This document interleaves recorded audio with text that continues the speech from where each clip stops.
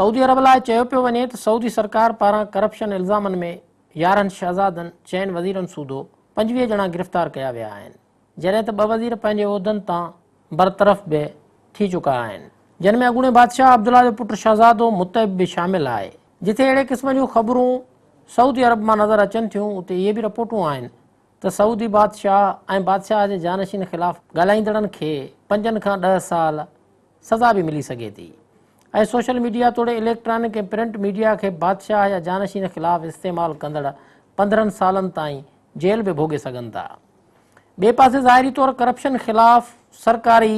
Operation ते Saudi जे आलमनि जो चवणु आहे त करप्शन ख़िलाफ़ जंग मज़हबी फ़र्ज़ु आहे ऐं करप्शन कंदड़नि ख़िलाफ़ वेड़ करणु दहशतगर्दनि सां विढ़ण बराबरि अमल आहे। ॿिए पासे करप्शन केस में गिरफ़्तार थियल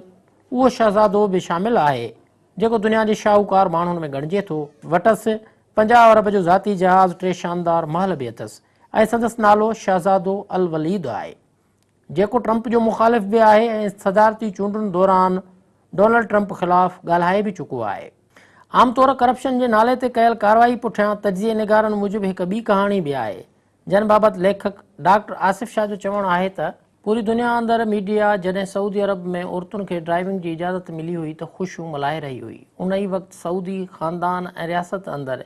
इंतिहाई खुफ़िया ऐं पुरस्रार तौर ते अहम तब्दीलियूं बि थी रहियूं हुयूं, जिन मां हिकु तब्दीली रिज़र्व मनसूबे जो ऐलान बि हो ऐं उहा ख़बर सभ जे लाइ हैरान कंदड़ हुई। रिज़र्वेट मनसूबे खां पोइ हिकु ॿियो ताजुब में विझण जहिड़ो ऐलान इहो बि हो त औरतुनि खे नए साल जे शुरू में स्टेडियम वञी रांदि कुॾण जो बि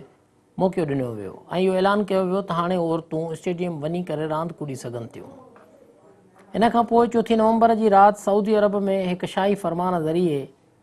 क़ाइमु थींदड़ एंटी करप्शन कमेटी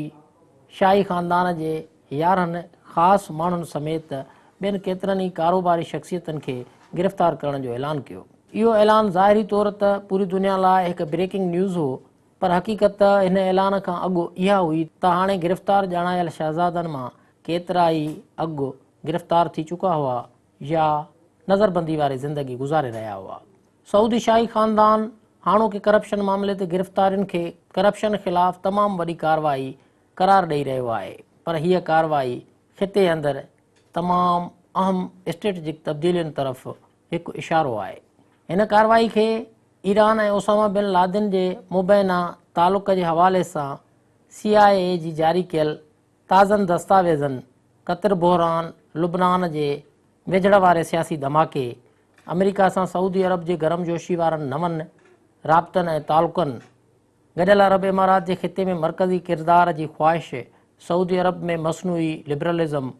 कमज़ोर थींदड़ सऊदी मईशत जहिड़नि अहम अंसरनि खां अलॻि नथो करे सघिजे। तंहिं करे करप्शन हिकु वधाउ आहे, पर हक़ीक़त उन पुठियां का ॿी ई आहे। सऊदी शाही ख़ानदान अंदरि इक़्तिदार ते इख़्तिलाफ़ जेतोणीकि शाह सऊद ऐं शाह फैसल जे दौर खां ई जारी आहिनि, पर मीडिया ते पाबंदियुनि ऐं सोशल मीडिया न हुजण करे इन्हनि मामलनि ते त घणे भाङे परदो विधो वियो, जेको हिन वक़्त ताईं परदो रहंदो आयो। पर सऊदी शाही ख़ानदान अंदरि इक़्तिदार जीअं ई शाह सुलेमान हवाले थियो,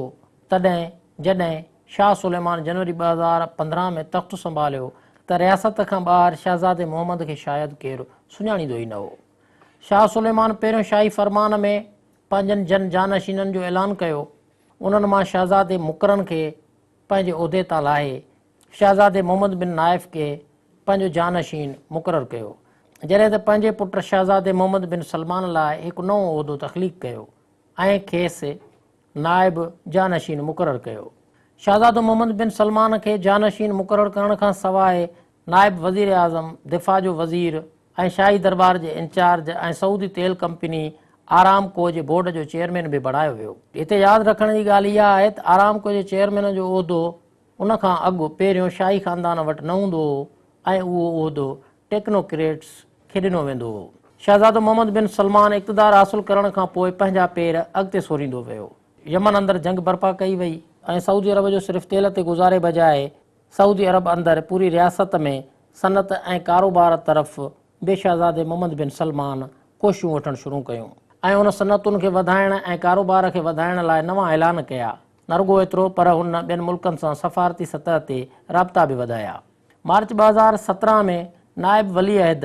शहज़ादे मोहम्मद बिन सलमान अमेरिकी सदर डोनाल्ड ट्रंप सां वाइट हाउस में मंझंदि जी मानी ते मुलाक़ात कई, जंहिंखे हिकु गैर मामूली मुलाक़ात सॾियो वियो। जंहिंखां पोइ शहज़ादे मोहम्मद बिन सलमान मीडिया सां ॻाल्हाईंदे चयो त अमेरिका ऐं सऊदी अरब जे ॻंढापन मुतलिक़ हीअ मुलाक़ात हिकु टर्निंग पॉइंट साबित थींदी। उन मुलाक़ात खां पोइ सऊदी शाही ख़ानदान अंदरि बि तमामु घणी बेचैनी ॾिठी वई ऐं सभ खे इहो अंदाज़ो थी वियो त शहज़ादो मोहम्मद बिन सलमान इक़्तिदार हासिलु करण लाइ अमेरिका जी हिमायत हासिलु करण में कामयाबु वियो आहे। उन मुलाक़ात में डोनाल्ड ट्रंप जो पहिरियों दौरो सऊदी अरब ॾांहुं तय थियो, जंहिं बाद डोनाल्ड ट्रंप ऐं शहज़ादे मोहम्मद बिन सलमान जी मुलाक़ात खां पोइ जेका मार्च में थी उनजो नतीजो 21 जून ते साम्हूं आयो, जंहिंमें अमेरिका ऐं अॻूणे सदर बाराक ओबामा जे इंतिहाई वेझो सम्झे वेंदड़ शहज़ादे मोहम्मद बिन नाइफ खां न सिर्फ़ु जानशीनी वारो उहिदो वापसि वरितो वियो, बल्कि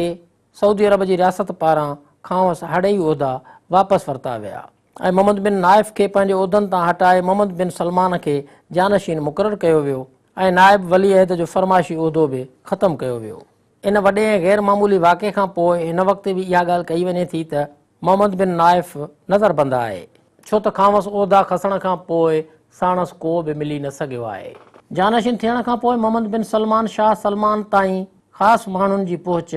घटाए छॾी ऐं आख़िरकार उहे ॾींहं बि आया जॾहिं क़तर ख़िलाफ़ महाज़ खोलियो वियो। इहो पिणु चयो वञे थो त शहज़ादे मोहम्मद बिन सलमान खे पंहिंजे इक़्तिदार बचाइण लाइ जर्मनी जे हिकु खुफ़िया इदारे BND साल 2016 में ख़बरदार कंदे चयो हो त मोहम्मद बिन सलमान जी ॿियनि रियासतुनि में मुदाख़लत ऐं विच ओभर में वसी पैमाने ते बिगड़ियल सूरत हाल सऊदी अरब लाइ इंतिहाई ख़तरनाक साबित थी सघे थी। सऊदी अरब में करप्शन ख़िलाफ़ मुहिम जे नाले ते गिरफ़्तार हड़नी वज़ीरनि ऐं कारोबारी शख़्सियतुनि मां ॿिनि शहज़ादनि जी अहमियत सभ खां वधीक अहम आहे। सभ खां पहिरियों चयो पियो वञे त शहज़ादो अल वलीद बिन तलाल, जेको शहज़ादे मोहम्मद बिन सलमान अमेरिकी सदर डोनाल्ड ट्रंप ॿिन्ही जो खुलियल मुख़ालिफ़ आहे। शहज़ादो अल वलीद बिन तलाल मोहम्मद बिन सलमान जे 2030 ताईं जे मनसूबनि जी खुलियल तौरु मुख़ालिफ़त कंदो रहियो आहे ऐं उहा मुख़ालिफ़त बि अमेरिकी मीडिया में ख़ासि तौरु नज़र ईंदी रही आहे। जॾहिं त अल वलीद बिन तलाल सऊदी आरामको जी शेयर्स जे विकिरे बाबति बि सख़्तु लफ़्ज़नि में मोहम्मद बिन सलमान जी मुख़ालिफ़त कंदो आयो आहे। इहो पिणु चयो पियो वञे त अमेरिकी सदर डोनाल्ड ट्रंप ख़िलाफ़ शहज़ादे वलीद अमेरिकी सदारती चूंड मुहिम दौरान डोनाल्ड ट्रंप खे अमेरिका लाइ सदारती चूंडुनि में हिसो वठण ते डोनाल्ड ट्रंप खे अमेरिका लाइ शर्मिंदगी जो सबबु क़रार ॾिनो हो, जंहिं जे जवाब में डोनाल्ड ट्रंप ट्विटर ते शहज़ादे वलीद खे जवाबु ॾिनो हो त शहज़ादो वलीद पंहिंजे पीउ जी दौलत ते अमेरिकी सियासत में मुदाख़लत करे रहियो आहे। अमेरिकी सदर डोनाल्ड ट्रंप ऐं वलीद विच में वेझड़ वारे ॾींहंनि में पिणु हिकु मुलाक़ात थी, जंहिंमें न्यूयॉर्क में थियल मुलाक़ात में शहज़ादे वलीद ऐं डोनाल्ड ट्रंप जूनियर विच में उन वक़्तु सख़्तु लफ़्ज़नि जी ॾे वठि बि थी हुई ऐं गिरफ़्तारियुनि वारे ऐलान खां हिकु हफ़्तो अॻु सदर डोनाल्ड ट्रंप जो इंतिहाई वेझो रिश्तेदार जॉर्ज किशनर समेत वाइट हाउस जा 3 इंतिहाई मुख्य उहिदेदारनि सऊदी अरब जो दौरो बि कयो, जंहिं बाद हाणे जॾहिं शहज़ादे वलीद जी गिरफ़्तारी थी आहे त उन्हनि 3 उहिदेदारनि जी सऊदी अरब जे ख़ासि सम्झे वेंदड़ हुकूमती उहिदेदारनि सां मुलाक़ात खे बि इन सां ॻंढियो पियो वञे त इहा मुलाक़ात ई दरअसल शहज़ादे वलीद जी गिरफ़्तारी जो सबबु बणी आहे।